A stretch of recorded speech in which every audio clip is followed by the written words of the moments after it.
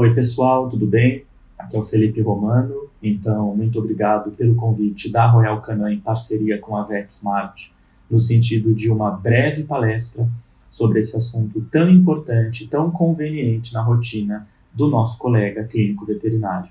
Então, enteropatias responsivas à dieta em cães e em gatos comigo hoje, certo?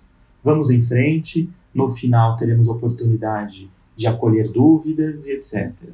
Bom, pessoal, antes da gente definir quais seriam as chamadas enteropatias crônicas dos cães e dos gatos, a gente geralmente submete esse paciente naquela acolhida da queixa do tutor, seja ela mais por vômito, mais por diarreia ou ambos, seja esse quadro gastrointestinal associado ou não a um quadro dermatológico, isso também é variável, a uma determinada triagem.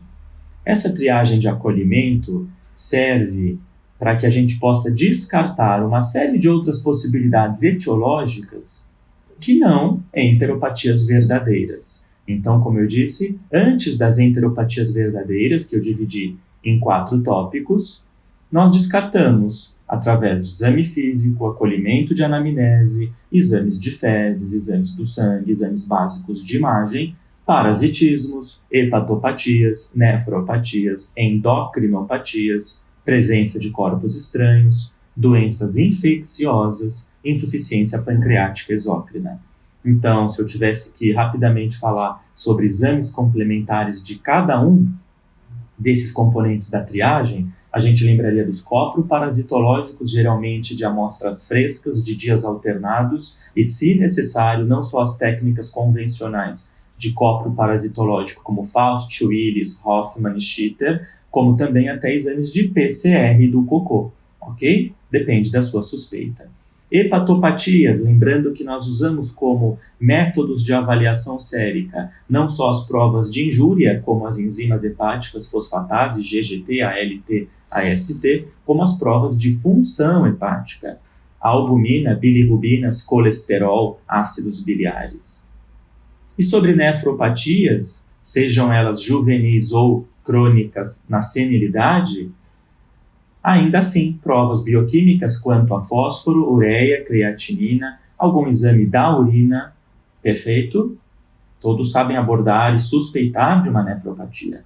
Endocrinopatias com algum potencial de repercussão gastrointestinal, mais especialmente falamos no cão do hipoadrenocorticismo, onde são animais geralmente jovens, com poliúria, polidipsia, tendência à hipoglicemia, com hipercalemia e hiponatremia, tendência a pouca densidade urinária e, obviamente, hipocortisolismo. E no caso do gato, hipertireoidismo felino, onde também é mais comum causar alteração gastrointestinal associada a outros achados, como aumento da enzima ALT hepática, como aumento do T4, sem dúvida, por isso do nome hipertireoidismo felino, e no caso do gato, essa endocrinopatia é mais comum na senilidade. Presença ou não de corpos estranhos, já que nem todo corpo estranho causa um quadro clínico agudo, de abdômen agudo, muitíssima dor, um quadro evidente. É possível sim uma condição crônica mais atípica por corpos estranhos, então precisamos nos cercar de exames de imagem, radiográfico e ultrassonográfico. E processos infecciosos a partir da evidência de uma suposta febre, a partir de leucograma, histórico de vacinação e viagens recentes. E na insuficiência pancreática exócrina, que é muitíssimo mais comum no cão do que no gato, o diagnóstico final é a partir do tripsinogênio sérico, ou seja, um exame do sangue feito a partir de jejum, que avalia a função exócrina do pâncreas. E é uma doença muitas vezes esquecida, porque ela já foi muito mais comum quando associada no auge dos anos 80 e 90 do pastor alemão, que já foi muito popular no Brasil e hoje é menos, mas a doença acontece e existe em muitas outras raças que não, o pastor alemão. E nem sempre será aquele paciente que tem esteatorreia evidente, coprofagia frequente, muitas vezes não. Então, aqui é uma triagem de acolhimento que eu tentei rapidamente sintetizar, antes de considerar e de classificar que não, Dr. Felipe, o paciente tem um quadro verdadeiramente gastrointestinal. E quando superamos a triagem e agora munidos de ferramentas começamos a entender que é um quadro crônico, então que ultrapassa 4 semanas de clínica gastrointestinal, a gente vai tentar encaixar o paciente em alguns quadrantes, como por exemplo, enteropatia responsiva a antibiótico, chamada de supercrescimento bacteriano ou disbiose. Aqui é autoexplicativo, como a maioria das afecções na nossa profissão. O antibiótico é protagonista. O supercrescimento bacteriano é o vilão. Então ele vai responder combatendo aquele vômito, aquela diarreia, geralmente é um quadro diarreico, com o uso de antibiótico terapia. É uma questão de desequilíbrio de microbiota. Enteropatias responsivas a imunossupressores ou responsivas a glicocorticoides.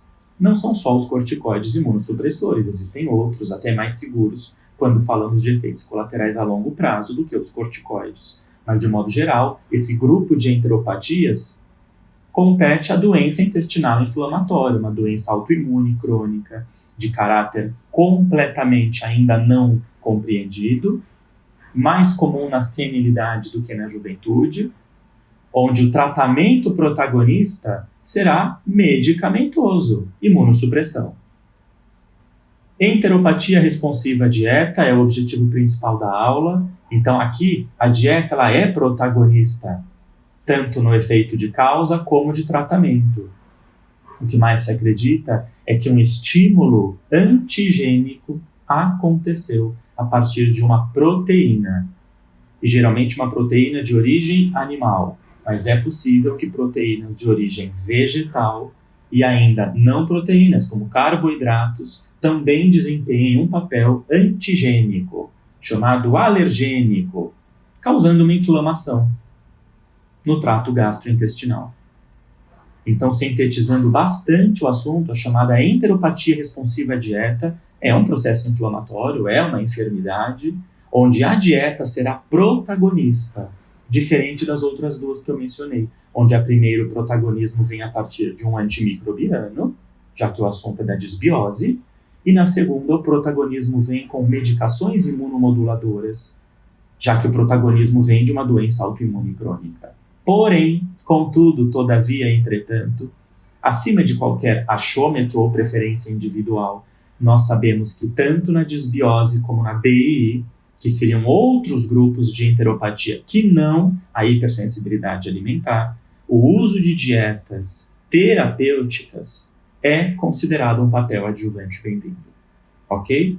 Então depende do tom o quanto aquela dieta vai ou não ajudar no combate daquela enfermidade. Num tom parcial ou num tom protagonista? Depende do paciente, da doença da qual ele pertence e do quanto você aprendeu com aquele paciente. Quando eu digo você aprendeu é porque ainda precisamos muito da resposta terapêutica individual para conseguir enquadrar esse paciente em uma dessas enteropatias. Por isso que o imediatismo não funciona na distinção das principais enteropatias crônicas de cães e gatos. Ainda a tentativa e erro faz parte da abordagem, o cliente precisa entender essa abordagem para que tenha também credibilidade e confiança no nosso trabalho. E existe uma última classificação bastante pessimista, chamada enteropatia refratária, onde existem lesões estruturais macroscópicas, por exemplo, vistas em ultrassom e em endoscopia, e microscópicas histopatológicas chamadas irreversíveis. Muita fibrose intestinal, muita fibrose gástrica, muita metaplasia, às vezes são até lesões tão crônicas que não vão melhorar com diferentes tipos de tratamentos, e eu detesto essa classificação, porque parece que nos deixa frustrados, de mãos atadas, e que pena, ó céus, ó mundo, é um caso refratário. Na verdade, isso tem um significado: cronicidade, negligência. Deixou para depois, tentou muitos tratamentos sem antes dar o diagnóstico, atrasou demais a indicação de uma endoscopia, escolheu errado a troca de dieta, perdeu muito tempo na chamada triagem, que eu falei que é importantíssima, mas ela tem que ser uma triagem apurada, objetiva, não muito morosa. Então, eu não gosto dessa classificação de enteropatias refratárias. Elas não são enteropatias, elas já foram. Nós que deixamos passar. Nós, o tutor, ambos, enfim. Acho que eu já me fiz entender. E agora, lembrando então da definição de enteropatia, a gente tem a manifestação clínica tão comum da êmese. E essa êmese, esse vômito, pode ter diferentes aspectos. O mais comum é o bilioso. Às vezes esse vômito é alimentar, sugerindo má digestão. Às vezes esse vômito, ele é um vômito basicamente de baba, de saliva e sangue, sugerindo ulceração, erosões, hematêmese. Em casos extremos, associados a muita falha de motilidade, processos inflamatórios ulcerativos importantes e às vezes até obstrutivos, vômitos de conteúdo alimentar quase fecaloide, de que aquele processamento da digestão voltou via vômito, ao invés de seguir o caminho fisiológico, sentido intestinos, sentido defecação. Ok? Então são diferentes aqui os aspectos do vômito, e o objetivo disso é só lembrar que vômito é vômito, nunca é normal, não existe vômito normal, vômito aceitável, vômito esporádico porque estava agitado, vômito esporádico porque estava muito calor, ou vômito porque comeu com pressa. Isso é assunto de tutor, não é assunto de médico veterinário.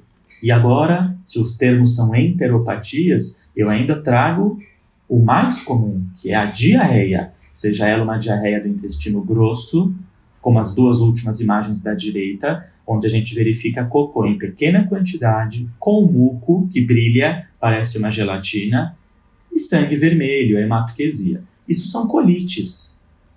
Ou a diarreia do intestino delgado, que costuma ser mais preocupante, porque o intestino delgado é onde existe a absorção de nutrientes, é onde existe a fase nobre do processo de digestão e absorção. Portanto, diarreias do intestino delgado são mais importantes quanto à vida, quanto ao prognóstico a médio e longo prazo, do que as colites. E nas diarreias do intestino delgado, como você verifica nas duas imagens do canto da esquerda, elas são volumosas, elas saem em jatos, podem ser enegrecidas, que seria o melena, que é o sangue digerido, o sangue escondido na defecação, ou não enegrecidas, mas ainda assim no intestino delgado, como rançosas, gordurosas, sugerindo que aquilo não é bem cocô, aquilo é nutriente sendo colocado para fora, como a imagem do meio, que é um cocô volumoso, veio em jato, não tem sangue aparente e é bem amarelado.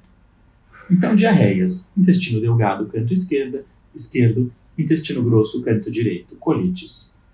Sintetizando, antibiótico, por exemplo, metronidazol, por exemplo, enrofloxacino, por exemplo, marbofloxacino, por exemplo, clindamicina, por exemplo, amoxicilina com clavulanato, por exemplo, azitromicina, são os principais antibióticos utilizados no trato gastrointestinal. Talvez tenha ficado de fora a tilosina, destes que eu mencionei. Antibióticos. Glicocorticoides, prednisona, prednisolona, budesonida. Vermifugação, praziquantel, pirantel, febantel, não importa com o quê. O que mais utilizamos quando falamos de amplo espectro ainda é o febendazol.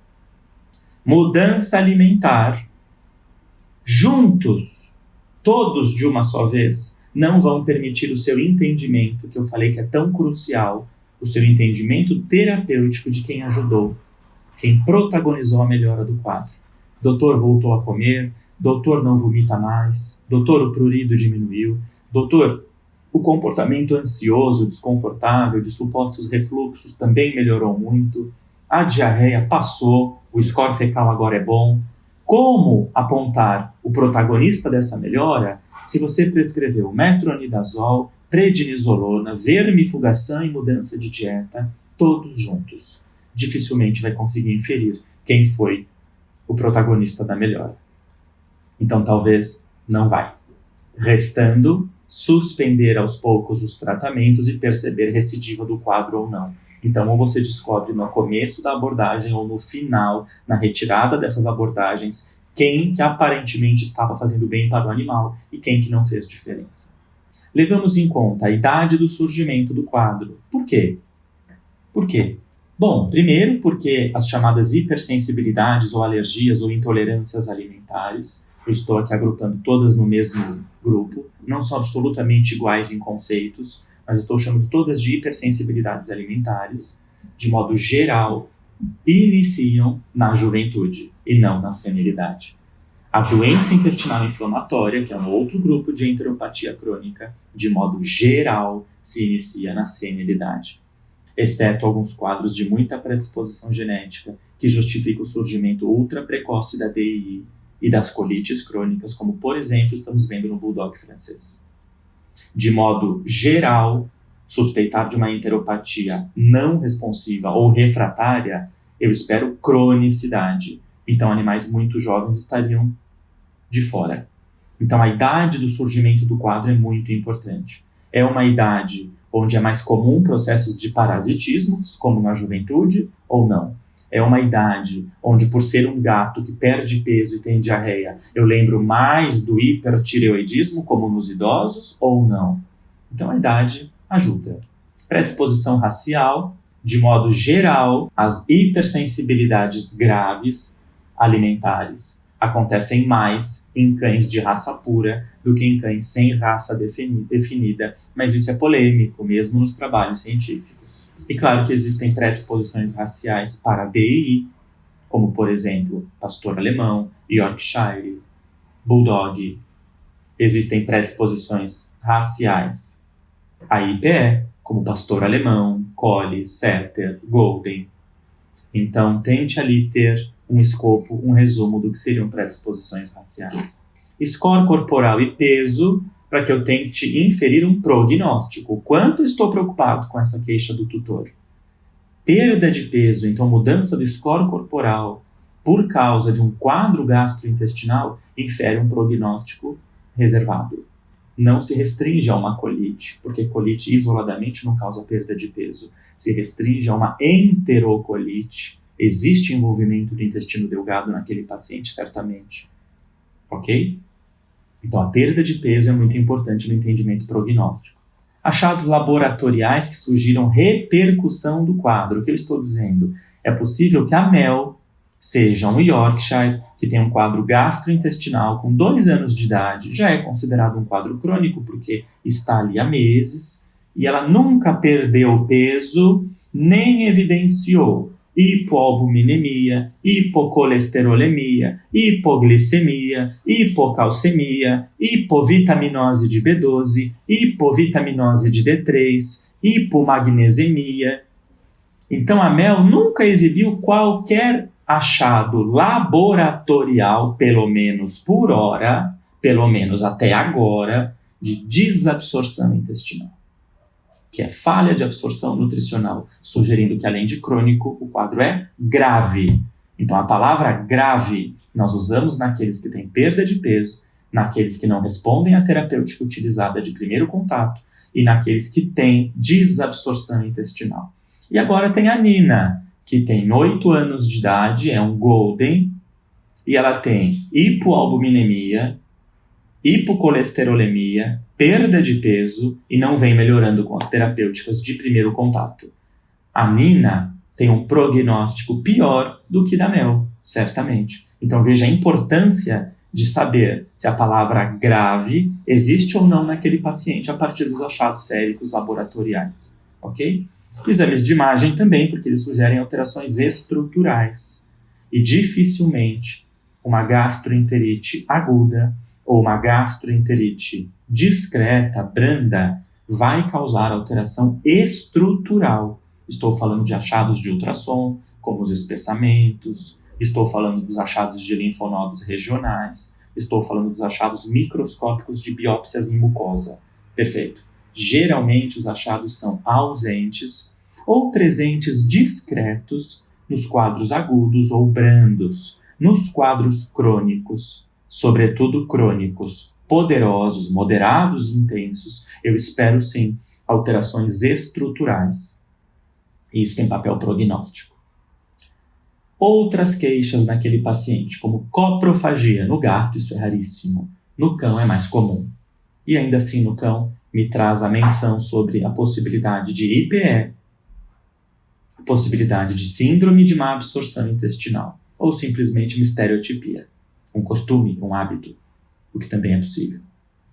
Hematoquesia, para definir que o assunto é colite, cólon, hematoquesia, cocô com sangue. polifagia, geralmente nas doenças que são acompanhadas de muita inflamação, como DI, neoplasias, disbioses, hipersensibilidade alimentar, doenças onde existe, primária ou secundariamente, uma inflamação regional, a hiporexia é mais comum. Não vou dizer sempre anorexia completa, mas pelo menos a hiporexia é comum. Enquanto que polifagia, num quadro gastrointestinal, pode sugerir mais hipertireoidismo felino, pode sugerir mais insuficiência pancreática, que é mais comum no cão do que no gato, ok? E prurido, compartilhando o quadro gastrointestinal. Coceira, prurido, desconforto cutâneo, com o surgimento que todos sabem das lesões elementares secundárias ao autotraumatismo, à lambedura e ao prurido. Pápulas, pústulas, crostas, eritemas e etc. O que importa aqui é se existe prurido ou são duas enfermidades absolutamente diferentes e ponto final. Ele tem uma atopia, ele tem uma DAP, ele tem uma dermatite trofoalérgica, causas de prurido crônico em animais, e uma DI, e um parasitismo intestinal, e uma IPE. Então são assuntos completamente avulsos, e pronto, isso é possível. Ou ele está naquele grupo de pacientes que tende a estar mais ou menos em 30%, onde existem alterações gastrointestinais e cutâneas pela mesma etiologia alérgica de hipersensibilidade. Respostas com tratamentos anteriores significam que, ali conversando com o tutor, ali ligando para o colega que o atendeu anteriormente, eu percebi claramente que a tutora menciona uma melhora completa do quadro durante o uso do antibiótico. Seja ele qual for, qualquer antibiótico melhora muito o quadro da poli. Muito. E quando suspende o antibiótico, continua bom, mas ali passam alguns dias ou semanas e tem recidiva do quadro. Isso sugere mais uma disbiose, supercrescimento bacteriano, que pode ser secundária, a IPE, a DI ou a própria hipersensibilidade alimentar. Mas eu só estou dizendo que sugere sim que o antibiótico é protagonista.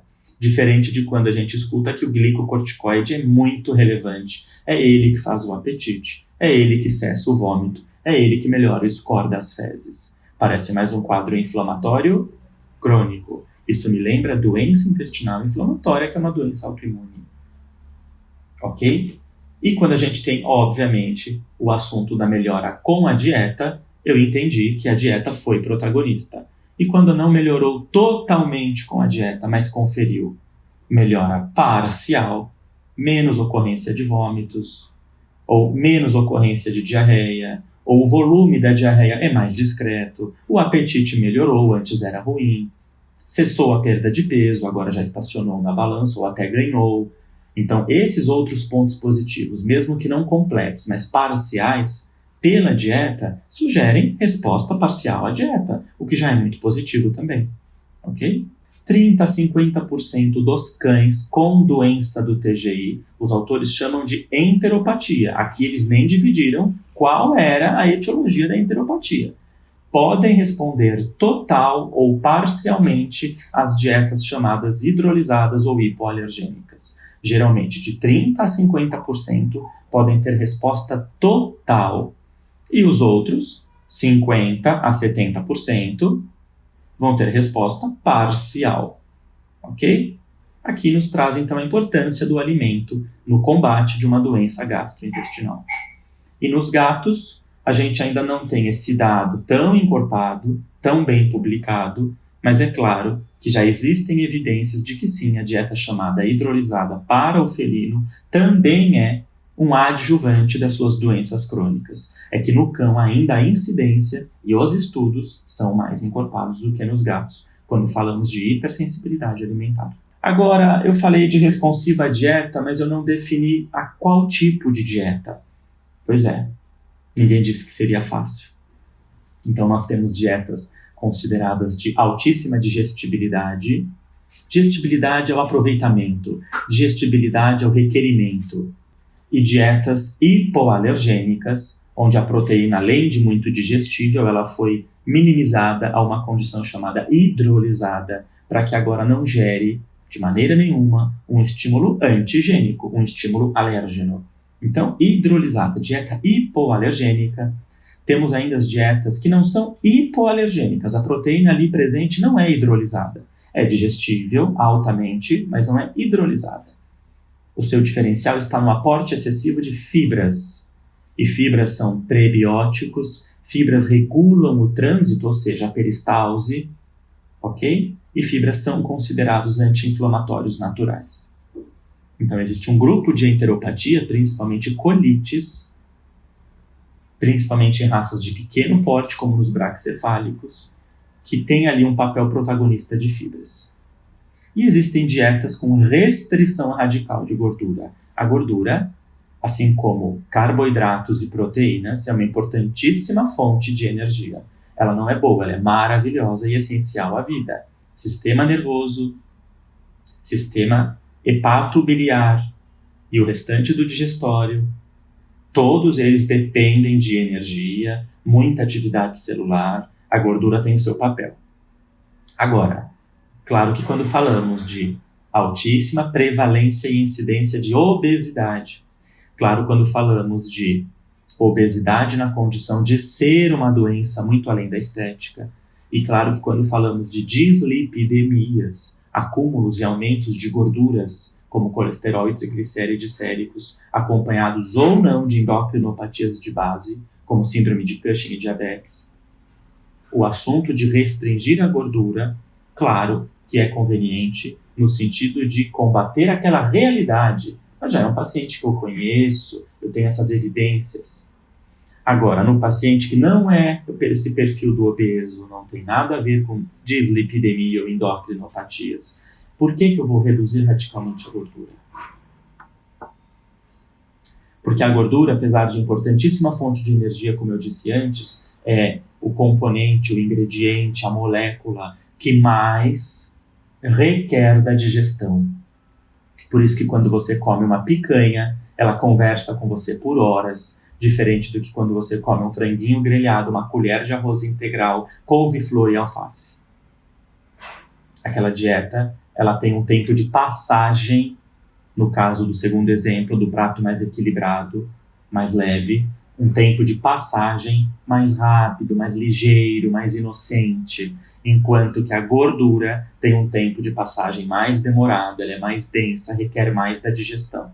Sem falar que a gordura está diretamente ligada à piora de alguns quadros gastrointestinais, como da linfangiectasia intestinal, que é uma doença inflamatória associada ao acúmulo de linfa.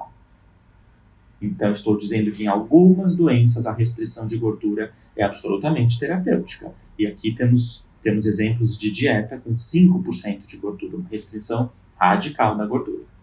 Voltando sobre os gatos, os autores sintetizam a seguinte estrutura. Gatos possuem microbiota parecida com os cães, o filo Firmicutes ocupa de 50% a 80% da microbiota, assim como dos cães, mas fatores ambientais, incluindo o estresse, a dieta e genéticos, podem justificar particularidades inerentes à espécie. Portanto, gatos também podem se beneficiar de dietas hidrolisadas e ou rica em fibras, dependendo da suspeita clínica. Por exemplo, na doença intestinal inflamatória felina, na tríade felina, por exemplo, no linfoma intestinal felino. São exemplos de indicações do papel adjuvante da dieta hidrolisada para gatos, que atualmente, dentro do meu conhecimento, só existe da Royal Canin no Brasil. Agora, outros pacientes, outros quadros, como colites, constipações, hematoquesia, que o gato também possui, não só o cão, podem se beneficiar de um outro grupo de dietas, que seriam as dietas ricas em fibras. Dietas chamadas hidrolisadas ou hipoalergênicas partem do princípio de uma proteína que foi reduzida a um baixíssimo peso molecular e por isso ela faz o seu papel de aporte proteico sem o estímulo antigênico.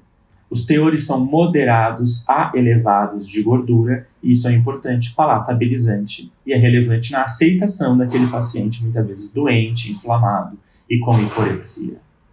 Ela é indicada sobretudo para cães e gatos, filhotes ou adultos. Sim, animais filhotes em crescimento podem receber dietas hipoalergênicas com manifestações gastrointestinais, chamadas recorrentes, então esporádicas recorrentes, ou persistentes, elas nunca cessam. Principalmente os vômitos, já que na chamada hipersensibilidade alimentar dos cães, o vômito tende a ser mais protagonista do que a diarreia.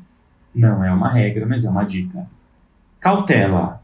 Doença intestinal inflamatória na fase de muita má absorção intestinal, porque neste exemplo o animal pode estar com muita fibrose intestinal. A cronicidade já chegou, como eu disse, ele está na fase da má absorção intestinal.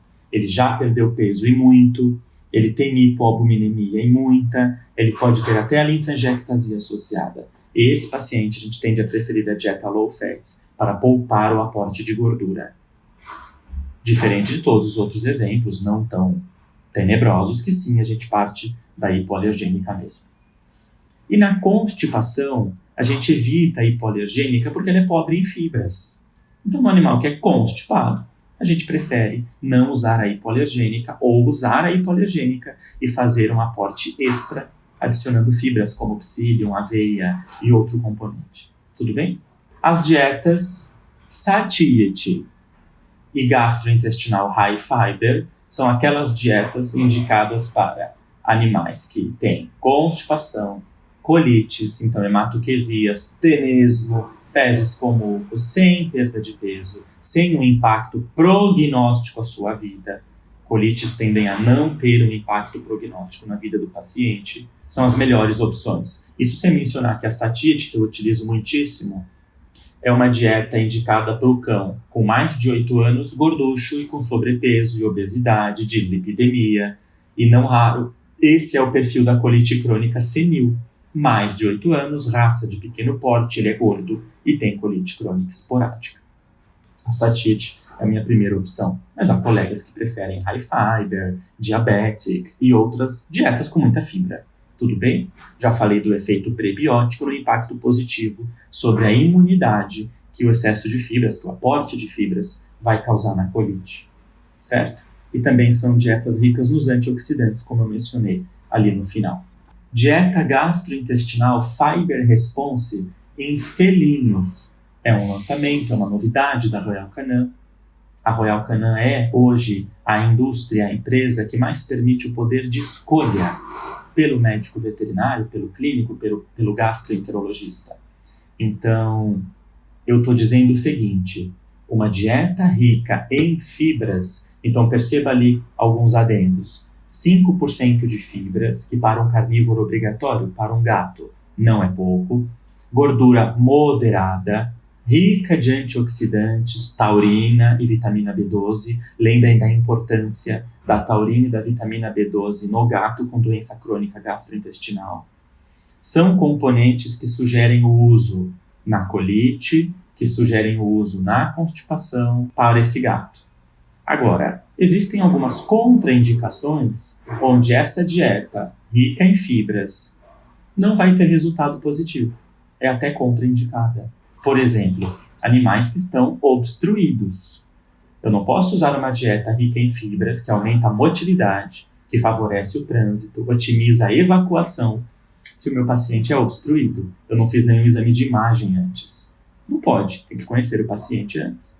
Obstruído por neoplasias. Isso não é comum no gato, mas existem alguns tipos de linfoma, chamados linfomas de células intermediárias ou grandes células, ou ainda os linfomas granulares, que são minoria, já que a maioria são os linfomas que não fazem efeito de massa, aspecto de massa, mas existem tipos de linfomas, e até, claro, carcinomas ou mastocitomas ou sarcomas, que apesar de incomuns, são neoplasias malignas que cursam para estenose e obstrução do TGI, onde é claro que a correção é cirúrgica para se restabelecer a passagem do bolo, a passagem das fezes.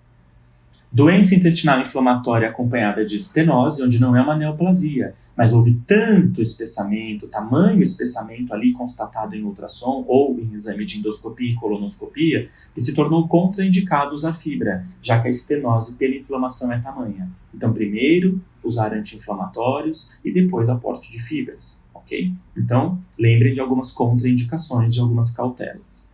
E o megacólon consolidado. Megacólon consolidado não é o animal constipado, não é o animal que tem disquesia, tenesmo, é o animal que tem megacólon consolidado e diagnosticado radiograficamente. Costuma ser uma condição irreversível, pode ser idiopático ou não. Há diferentes temas etiológicos para o megacólon no cão e no gato, e só isso é uma outra aula. Mas se existe um megacólon, o cólon está absolutamente distendido, ele já perdeu a sua capacidade de contração, de peristalse, o uso excessivo de fibras, que geram um efeito volumoso intracolônico, é contraindicado. Volumoso, aumentam o volume, distendem mais ainda, o que já é distendido, o que já é impotente, que seria o megacólon, um cólon impotente. Tudo bem? Dietas com restrição radical de gordura. A dieta low fat, que é uma dieta para cães, que, como eu falei, nós usamos sobretudo na doença intestinal inflamatória grave, gravíssima, acompanhada de linfangiectasia. É basicamente a sua principal indicação. Ela também existe na forma úmida, como a hipoalergênica também, embora seja mais fácil, mais difundido de se encontrar a hipoalergênica do que a low fat na forma úmida. Cães com falha de motilidade, ou seja, cães que tenham um peristaltismo equivocado, falta de movimentação, empachamento, gastroparesia, podem se beneficiar de uma dieta restrita de gordura. Cães com IPE, insuficiência pancreática exócrina, onde eles não têm lipase, o pâncreas é insuficiente, ele não digere bem gorduras. Até que o suplemento, que é a pancreatina, a lipase sintética, a pancreatina, comece a desempenhar uma melhora, aquele paciente pode, como adjuvante, receber uma dieta low fat. Não é obrigatório, muitas vezes não usamos. Simplesmente na IPE tratamos com o suplemento sintético de pancreatina, que seria o suco pancreático sintético. Mas, se a resposta foi insuficiente com a pancreatina ou está muito demorada, e você tem certeza daquele diagnóstico, é possível um papel adjuvante com dietas restritas em gorduras. Linfangiectasia, doença intestinal grave, como eu disse, e algumas enteropatias chamadas raciais, como do pastor alemão, do Rottweiler e do Shar-Pei, que não tenham sido responsivas à dieta hipoalergênica. São outras indicações. Tudo bem? Nós da gastroenterologia usamos bastante dieta low fat. E falando sobre alimentação natural nesse contexto de hipersensibilidade alimentar, onde existe uma suposta proteína, geralmente causando uma agressão, uma inflamação, por que não alimentação natural? Primeiro que não existe por que não, porque sim, pode ser utilizada perfeitamente. Não sou contra, muito pelo contrário. Se for até uma ferramenta de aproximar o tutor naquela humanização, naquela relação homem-animal, de incentivar a dieta natural, eu acho positivo. O ponto a ser dito é o seguinte: o que nós, médicos veterinários, entendemos como alimentação natural, balanceada, suplementada obrigatoriamente, bem acompanhada, seja por um clínico que se sinta seguro com isso, ou com um colega da nutrição, os chamados nutrólogos, é muito diferente do que o tutor entende por alimentação natural, principalmente em tempos de redes sociais, de difusão do conhecimento, seja ele leal ou não, seja ele correto ou não. É muito difícil que o meu cliente entenda o que eu chamo de alimentação natural.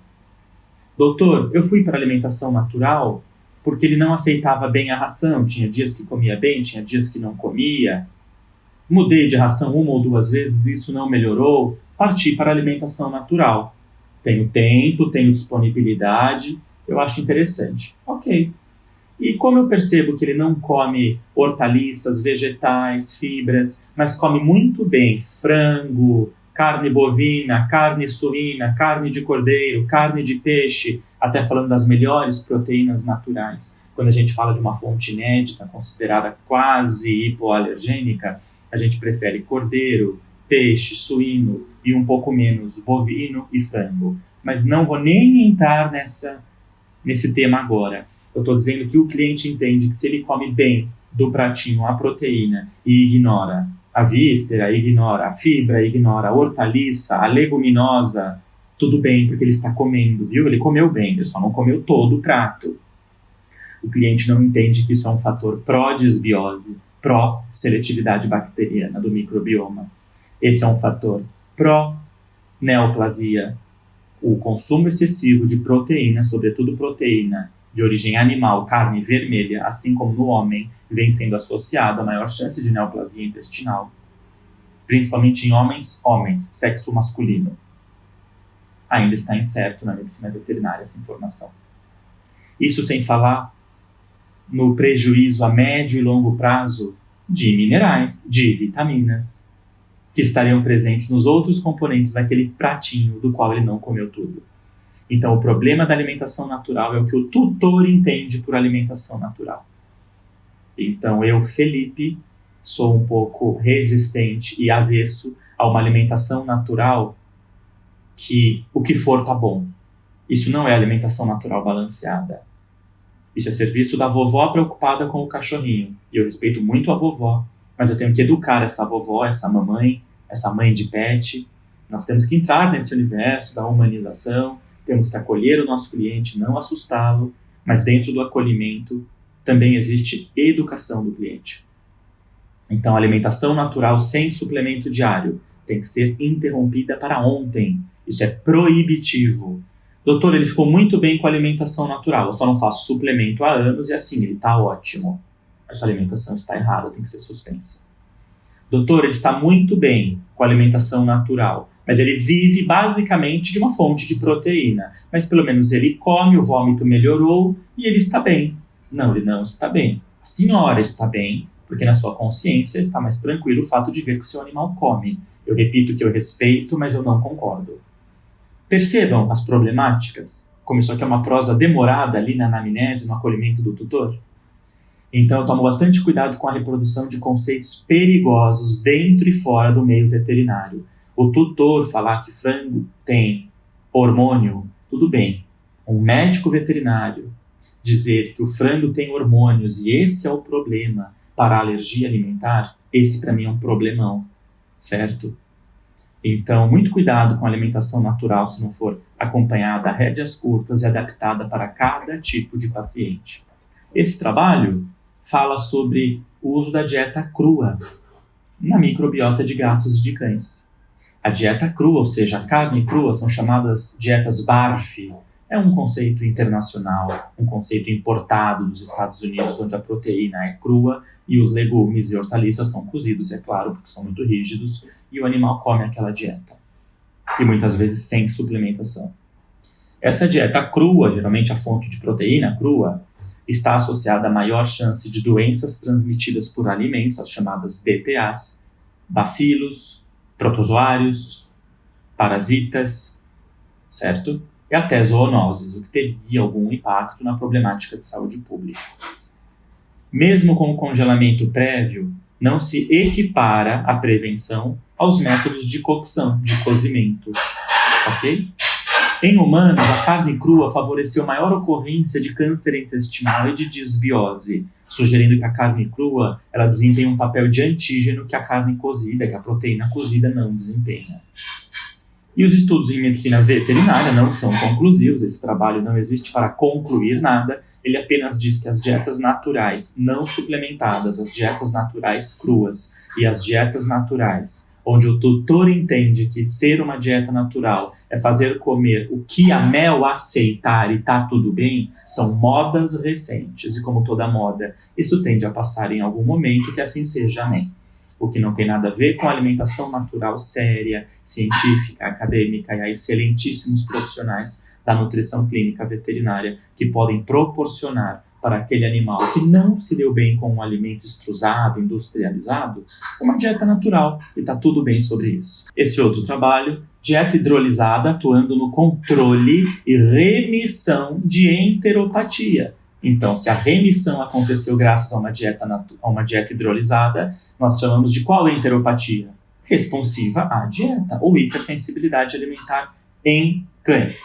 Mais um trabalho que deixa incerto o papel protagonista da hipoalergênica para gatos. E esse trabalho ainda fez uma outra coisa, que foi de usar prebióticos e glicosaminoglicanas como auxiliares na inflamação, fazendo endoscopia, ou seja, fazendo biópsia antes e depois desse tratamento.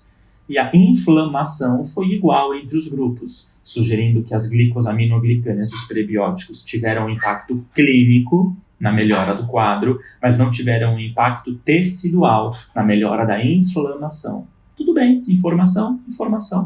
O que importa é que o protagonista para este trabalho, neste N, em 2021, foi a dieta hidrolisada. Esse trabalho fala sobre o valor de probióticos para cães e para gatos na gastroenterologia. Este trabalho deste N, que usou aquelas formulações probióticas, verificou que a melhora fecal, a melhora da diarreia pelos probióticos, aconteceu em cães com parvovirose, em cães e em gatos com gastroenterite hemorrágica idiopática, muitas vezes vinculada ao estresse, e em gatos com o protozoário Tritrichomonas. Em outros exemplos de diarreia não teve um papel. Mas é verdade que tudo depende, é claro, das cepas probióticas envolvidas, da qualidade dos prebióticos utilizados, porque isso é um simbiótico, pró e prebióticos. Então, muita calma com esse entendimento. Mas vale lembrar, talvez, com esse trabalho, que os probióticos e prebióticos são bem-vindos, mas não para todos os pacientes. E eles são bem-vindos, mas talvez não tanto os probióticos. Já que o seu poder de colonização numa mucosa, num TGI inflamado é muito pequeno. Nós usamos probióticos na inflamação, na injúria, no quadro clínico de gastroenterite, mas esperando que esses probióticos liberem metabólitos durante a sua passagem pelo TGI, do que para que eles colonizem e concorram com a microbiota malvada ali presente. E claro, usamos os simbióticos pelos prebióticos. Esse trabalho está falando sobre as chamadas reações adversas típicas e até atípicas, que são notadas em cães com hipersensibilidade alimentar. E ele relembra que o infiltrado mais comum da inflamação de cães com quadro clínico gastrointestinal é o linfoplasmocitário. São linfócitos e plasmócitos que protagonizam e que participam naquela inflamação vista em mucosa na biópsia. Sobre isso todo mundo já sabe. E não são os eosinófilos, diferente de uma literatura básica que em muitos excelentes livros traziam que as hipersensibilidades e alergias alimentares são acompanhadas de eosinofilia e aumento de eosinófilos na lâmina própria das mucosas. E a gente percebe nos trabalhos que não. Mesmo nas enterites linfoplasmocitárias, ou seja, não são eosinofílicas, o uso da dieta hidrolisada responde e funciona bem, sugerindo que não é o eosinófilo o protagonista da alergia alimentar. Ou não é somente, né? Esse trabalho, ele fala que a dieta modifica a microbiota. Ponto. Isso todo mundo sabe. Dieta tem todo impacto, já falamos do estresse, já falamos até de genética, e claro, dieta modificando aquela microbiota, aquele microbioma, ok? Mudando para bem, aumentando a abundância e a diversidade de bactérias, ou mudando para mal, diminuindo a diversidade e, consequentemente, selecionando diferentes linhagens bacterianas. Isso seria uma disbiose. Cães com disbiose também melhoram parcialmente as dietas terapêuticas hidrolisadas. Parcialmente porque eles têm disbiose, uma doença onde o antibiótico é protagonista. Microbiota fecal menos diversa em cães doentes do que em cães saudáveis, isso a gente já sabe. Dietas temporariamente livres, isentas de proteína animal, favoreceram a melhora dos doentes, reforçando que geralmente é uma proteína animal aquela que pode causar um estímulo de alergia, de hipersensibilidade e de inflamação. Ok?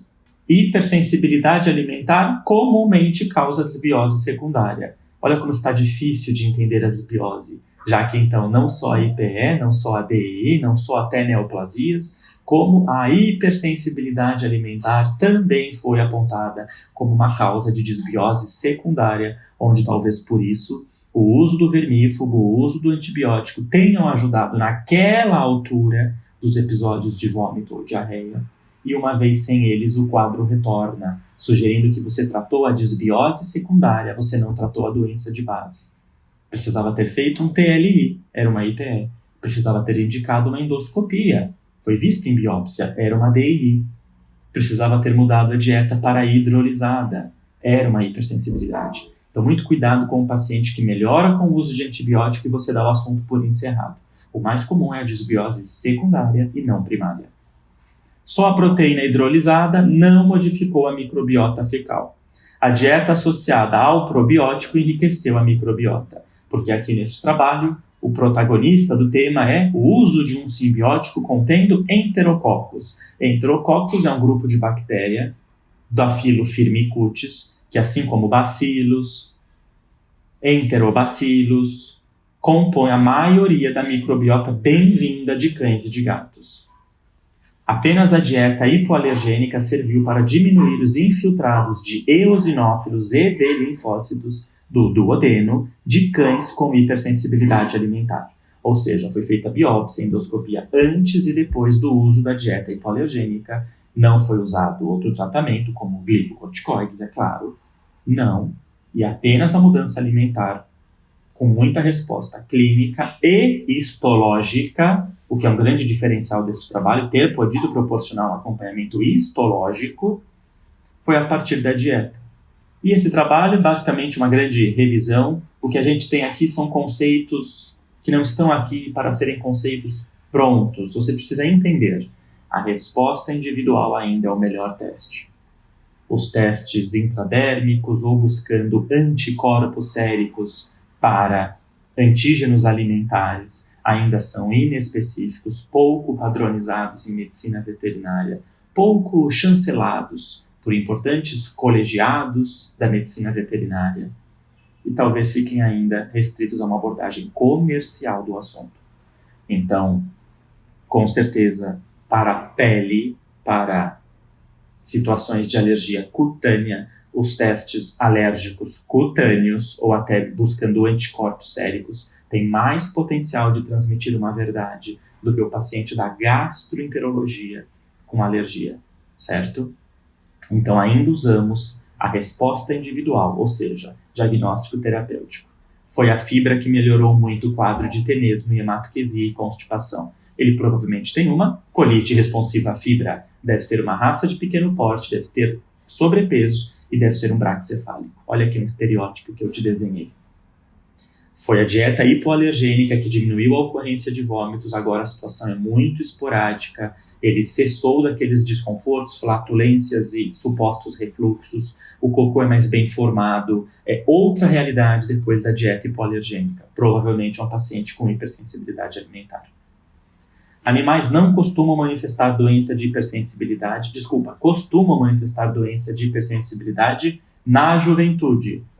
Isso é bem importante que você entenda, para que você comece a me ajudar a suspeitar um pouco menos da hipersensibilidade alimentar em um cão de 12 anos de idade que nunca vomitou na vida e agora vomita bastante, o quadro já está cronificando e ele está perdendo peso.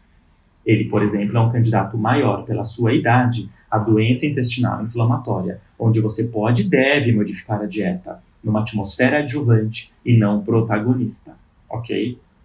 Na linfangiectasia, a dieta hidrolisada não foi o mais importante. O objetivo é restringir a gordura, e como as hipoalergênicas são ricas em gordura, na linfangiectasia, que é uma doença diagnosticada por biópsias, geralmente no duodeno, por endoscopia alta, é uma situação onde a gordura é um vilão e nós preferimos dietas low fat. E aqui, pessoal, já estamos chegando no final. Eu quero que você veja essas imagens. A primeira é uma colonoscopia.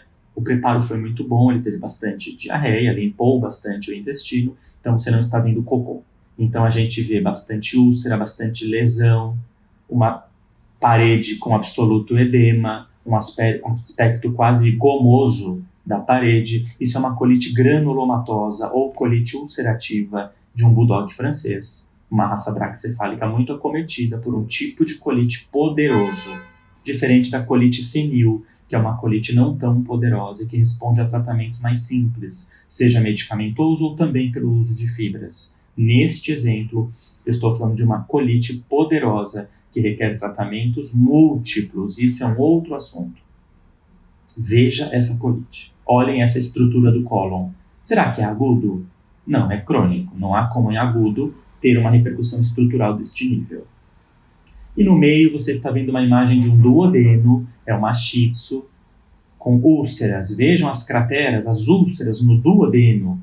Por isso que ela não come, ela tem empachamento, inchaço abdominal, gases, sensação de saciedade, constante desconforto, pode até ter melena, pode vomitar muito. Duodenite é isso, uma duodenite ulcerativa. E na outra imagem, a última, você vê um duodeno também, só que muito diferente do segundo que eu falei da Shih Tzu. Você vê ele branco, leitoso, parece que nevou no duodeno. E essa neve em cima do duodeno, em cima do intestino delgado, é a linfangiectasia. É linfa. É uma doença autoimune, uma doença que precisa de glicocorticoides, ciclosporina e dieta pobre em gordura. Só estou trazendo esses 3 exemplos, por quê? Dr. Felipe, tem um paciente que usou dieta hipoalergênica, dieta hidrolisada, partindo do princípio de que 30% a 50% dos animais vai responder à dieta hidrolisada e não melhorou nada, ou melhorou muito pouco, ou até agravou o quadro. Sim, pessoal, existem doenças outras que não terão tanta ligação com o assunto dieta. Tudo bem? Então, apesar de importante, alguns casos não terão a dieta como protagonista. Então, sempre associe achados laboratoriais e de imagem. Geralmente, o animal com hipersensibilidade alimentar apenas, ele responde muitíssimo bem à dieta hipoalergênica. São animais geralmente jovens, com menos de 5 anos, começando a manifestar o quadro. Não tem alterações laboratoriais como hipocalcemia, hipoalbuminemia, hipocolesterolemia. Não tem grave perda de peso, se tem é discreta. E não tem no ultrassom ou, claro, nas endoscopias e colonoscopias, tantas alterações estruturais dos órgãos, da morfologia dos órgãos. Não estou te passando um protocolo, tudo é possível, mas geralmente este é o desenho. Colites granulomatosas, primeira foto. Ulcerações, numa DII grave, segunda foto. Ectasia, que é o acúmulo de linfa, na linfangiectasia, na terceira foto. Então não se esqueça de unir a clínica. Quadro crônico, não respondeu tão bem à dieta. Claro que você educou e confiou neste tutor. E acha que não respondeu bem à dieta? Pense num novo ultrassom, novos exames séricos, já mencionei alguns aqui durante a aula, melhorar a sua triagem sobre parasitas e endocrinopatias, já falei no começo da aula, e obviamente, por fim, por que não, entender que ele precisa de uma endoscopia e de coleta de biópsias. Tudo bem? Não existem regras, existem critérios. A gente é muito ansioso, muito imediatista e às vezes até ajuda naquela efusão, naquele comportamento aflito do tutor. Isso é um problema, principalmente quando a gente está começando. Então agora eu estou há quase 10 anos como médico veterinário. Não é muito tempo, com certeza quem me ouve talvez tenha muito mais do que isso de experiência. Mas nesse transcorrer, a gente passa por situações profissionais, acadêmicas e pessoais que vão nos deixando mais maduros. Então, cuidado com imediatismos. Não somos mais como éramos na nossa residência, na nossa primeira especialização, no nosso mestrado. A gente foi mudando, a gente foi melhorando. Então, vamos acompanhar o que tem chegado de novidade. Tudo bem? Nutrição clínica é um assunto de especialidade, existem ótimos nutrólogos, a gente tem que se afastar do achômetro e se aproximar do que é ciência. Tudo bom? Meus caros, muito obrigado, foi um enorme prazer. Agradeço mais uma vez o convite. Estou à disposição. Esses aqui são as formas de me encontrarem, seja no Instagram, no WhatsApp profissional, endereço da nossa clínica, e te convido a conhecer a ABRAG, Associação Brasileira de Gastroenterologia Animal. Tem uma diretoria bastante participativa. Entre no site, entre no Instagram, vai ser o maior prazer. Muito obrigado.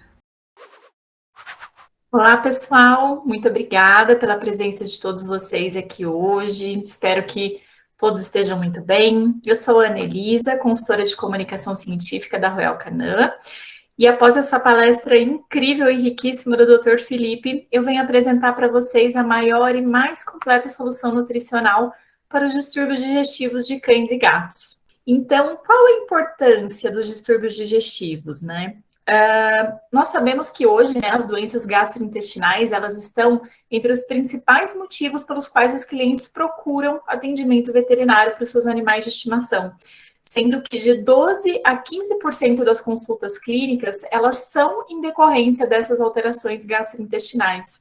É importante lembrarmos também que a doença gastrointestinal ela pode ter uma ampla variedade de causas, de etiologias, e o manejo dessas doenças ele pode ser bastante desafiador, devido a limitações diagnósticas que muitas vezes são impostas pelos próprios tutores, pelas múltiplas fisiopatologias e pelos processos patológicos simultâneos. Mas então, por que os pacientes com distúrbios gastrointestinais, eles precisam de um suporte nutricional específico? É importante a gente lembrar que animais com doenças gastrointestinais, eles apresentam suas funções digestivas alteradas. Isso vai impedir com que os pets se beneficiem adequadamente dos nutrientes que estão contidos nos alimentos.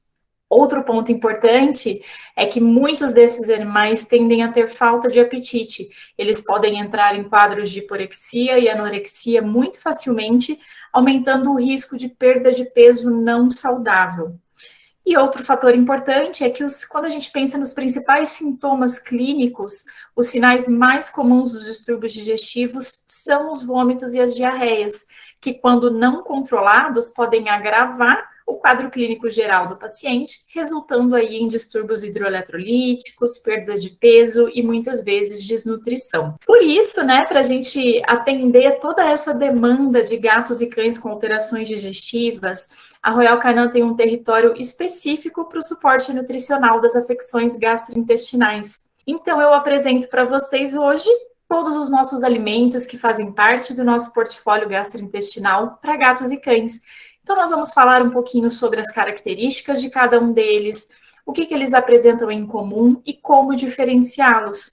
E trazer para vocês também 2 grandes lançamentos, né, 2 novas soluções nutricionais para gatos com alterações gastrointestinais, para completar esse bloco que hoje é a linha mais completa do mercado. Então, pessoal, todos esses alimentos da linha gastrointestinal da Royal Canin, sejam eles para cães ou para gatos, eles apresentam algumas particularidades em comum, alguns benefícios em comum, ou seja, todos eles vão fornecer o que a gente chama de suporte digestivo, segurança digestiva, através de algumas características como alta digestibilidade, alto aproveitamento, porque a gente viu que os distúrbios gastrointestinais podem alterar a digestão, a absorção, a metabolização de nutrientes. Também vão apresentar alta palatabilidade, né? A gente viu que esses pacientes muitas vezes não têm apetite, então é importante a gente ter esse reforço de palatabilidade nos alimentos. Prebióticos, que são fibras que vão favorecer o crescimento de bactérias benéficas e impedir a proliferação de bactérias patogênicas, combinações de fibras com equilíbrio ideal entre os diferentes tipos de fibra e também calorias adaptadas aí para cada uma dessas situações. E falando um pouquinho da nossa linha gastrointestinal para cães, né? Hoje nós temos várias opções disponíveis para o tratamento das enfermidades gastrointestinais dos cães. Nós vamos começar com a gastrointestinal PUP, que é um alimento indicado para cães filhotes a partir de desmame, que apresentam quadros de diarreia aguda e crônica, gastrite, doença inflamatória intestinal, má digestão e má absorção, quadros de convalescência. Eles são alimentos que vão atuar com suporte digestivo para favorecer a saúde digestiva e o trânsito intestinal desses pacientes, né? E com nutrientes específicos também para atender as necessidades de um filhote em crescimento, né? Lembrando que esse animal ainda é um filhote e precisa crescer de forma adequada. Ele também é de fácil reidratação, podendo virar papinha com acréscimo de água. Quando a gente fala da gastrointestinal adult, né, a gente tem disponível a versão seca e úmida desse alimento. Esse alimento ele é indicado para cães adultos que apresentam diarreias agudas e crônicas, gastrites, doença inflamatória intestinal, má absorção, quadros de convalescência, colites. É um alimento com alto teor energético proteico, alta palatabilidade, para ajudar a satisfazer esses apetites mais exigentes. Nós temos também disponível a gastrointestinal low fat, como o Dr. Felipe falou, né, um alimento com baixa gordura. Ele também está disponível na versão seca e úmida, indicado para esses cães adultos que necessitem de uma dieta mais restritiva em gordura, como no caso das pancreatites, da linfangiectasia, das hiperlipidemias. Temos também a gastrointestinal high fiber, que é um alimento com alto teor de fibras, indicado para cães adultos que apresentam colites ou diarreias que são responsivas à fibra, diarreias por estresse, doença inflamatória intestinal idiopática crônica e diversas outras condições que necessitem de um alto teor de fibra, como, por exemplo, a constipação. Temos também a gastrointestinal moderate calorie, que é um alimento indicado para cães adultos com tendência ao ganho de peso, em quadros de diarreia agudas e crônicas, doença inflamatória intestinal, gastrites e má digestão e absorção dos alimentos, assim também como colites.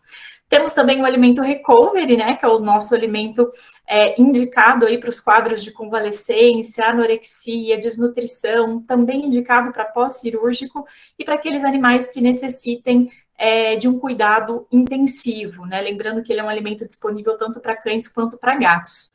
E fechando o bloco gastrointestinal canino, a gente tem também o alimento hepático, também disponível na versão seca e úmida, indicado para os cães adultos que apresentam alterações hepáticas, como insuficiência hepática crônica, encefalopatia hepática, doença hepática por acúmulo de cobre.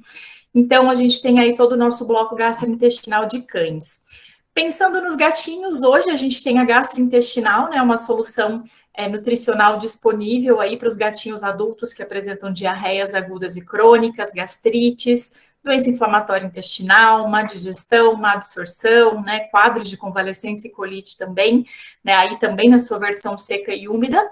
E além desse alimento, nós temos mais 2 outros lançamentos que eu vou mostrar para vocês a seguir. E, pessoal, o nosso primeiro lançamento que eu queria trazer para vocês hoje é a gastrointestinal Fiber Response Feline.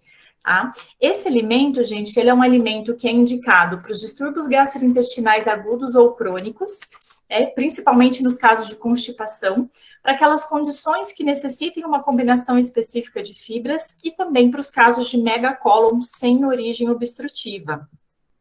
As principais características desse alimento é que ele vai fornecer todo aquele suporte digestivo para favorecer a saúde digestiva e o trânsito intestinal dos gatinhos, vai apresentar nutrientes que vão garantir um trânsito intestinal facilitado, né? Então, a gente tem aí um mix de fibra, uma mistura de fibras solúveis e insolúveis com maior proporção de fibras solúveis, como o psyllium, por exemplo, para ajudar no manejo da constipação felina.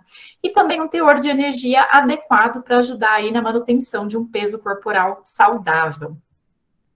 E falando um pouquinho sobre constipação, né? É importante a gente lembrar que a constipação dos gatos ela é uma incapacidade que esse gatinho tem de evacuar as fezes produzidas, ou então quando a gente tem uma diminuição da frequência desses movimentos intestinais.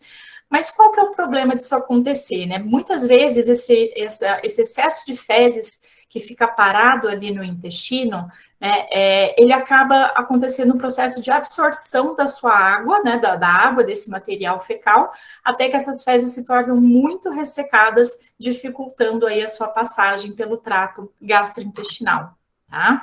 Então, quando a gente tem esse processo de constipação, a gente precisa fornecer para esse animal nutrientes para ajudar a umidificar essas fezes e facilitar a sua passagem pelo trato gastrointestinal. E pensando na constipação em gatos, ela tem várias causas, porém, né, quando a gente pensa no tratamento, claro que a modificação dietética é uma das grandes etapas, além do tratamento clínico e medicamentoso. Então, é importante que essa dieta tenha uma alta digestibilidade, teores adaptados de sódio e potássio, teor moderado de fibra, né, porque no caso dos gatos, eles respondem muito bem com teores moderados de fibra e com tipos específicos de fibra, né? Então, é muito importante que esse alimento tenha uma elevada proporção de fibras solúveis em relação às insolúveis. E a nossa fibra solúvel chave para esse alimento é o psyllium. Né, o psyllium, então, ele é uma fibra solúvel, de baixa fermentação, e ele tem uma capacidade grande de absorver água, até 10 vezes o seu peso. E ele acaba ficando, como a gente vê aí na foto, como se fosse um gelzinho viscoso. E isso vai fazer o quê? Vai facilitar a propulsão desse material fecal pelo conteúdo, pelo intestino, né, estimulando esse peristaltismo intestinal e umedecendo as fezes. Então, o psyllium ele tem uma leve atividade laxativa, vai ajudar na expulsão desse bolo fecal pelo trato gastrointestinal. E, pessoal, eu venho trazer para vocês também um outro lançamento, né? A gente já viu aí, nós temos o alimento hepático disponível para cães, E hoje a gente traz para vocês também esse incrível lançamento que é a Hepatic Feline, né? Muito requisitado aí pelos médicos veterinários. E ele é um alimento que vai ser indicado, então, para os quadros de insuficiência hepática crônica, encefalopatia hepática e doença hepática por acúmulo de cobre. Lembrando que as principais características desse alimento é ter um teor de proteína adaptado, né, proteínas de alta qualidade, para ajudar a minimizar os sinais associados à insuficiência hepática. Vai apresentar também baixo teor de cobre para auxiliar na redução do seu acúmulo nas células hepáticas e também alta energia, diminuindo assim a sobrecarga intestinal por a gente conseguir oferecer, né, reduzir um volume de alimento para esses pacientes. E pensando um pouco nas hepatopatias em felinos, é muito comum a gente lembrar que a desnutrição ela é um achado frequente nas doenças hepáticas mais avançadas. E que quando a gente pensa em alterações hepatocelulares, isso vai fazer com que haja vários distúrbios metabólicos que vão alterar a utilização de diversos nutrientes pelo organismo do animal. Então, muitas vezes, os gatinhos com função hepática alterada, prejudicada, eles vão se tornar intolerantes aos níveis normais de proteína, vão apresentar acúmulo excessivo de cobre, que vai culminar com a progressão das lesões hepáticas.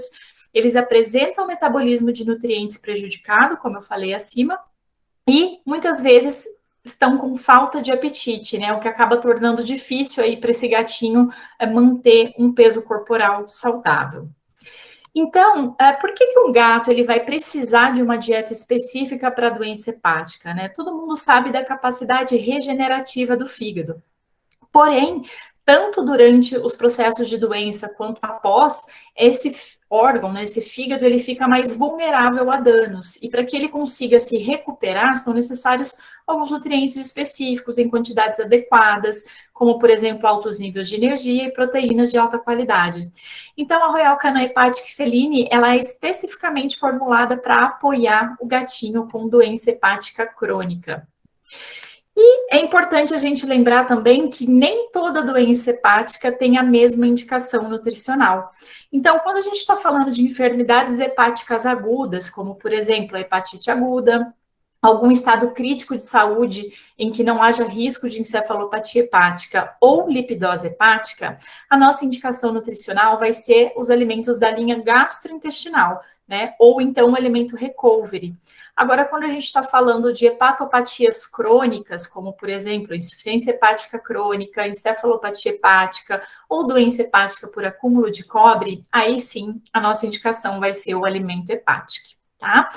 Então, pessoal, para resumir para vocês, né, quais são as principais indicações dos nossos alimentos do bloco gastrointestinal feline?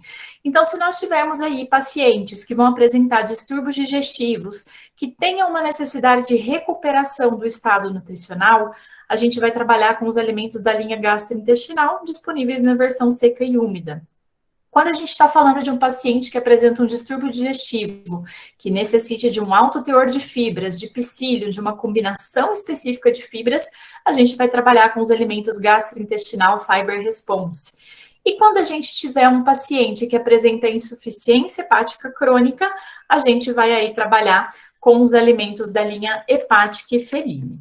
Então, pessoal, eu queria agradecer a presença de todos vocês, né, dizer que com esse portfólio variado, aí atendendo as mais diversas doenças gastrointestinais e hepáticas dos cães e dos gatos, nós conseguimos fornecer para vocês, para os médicos veterinários, esse suporte em diferentes casos, dando opções de escolhas para o melhor tratamento dos seus pacientes. Obrigada e a gente se vê na próxima. Até mais.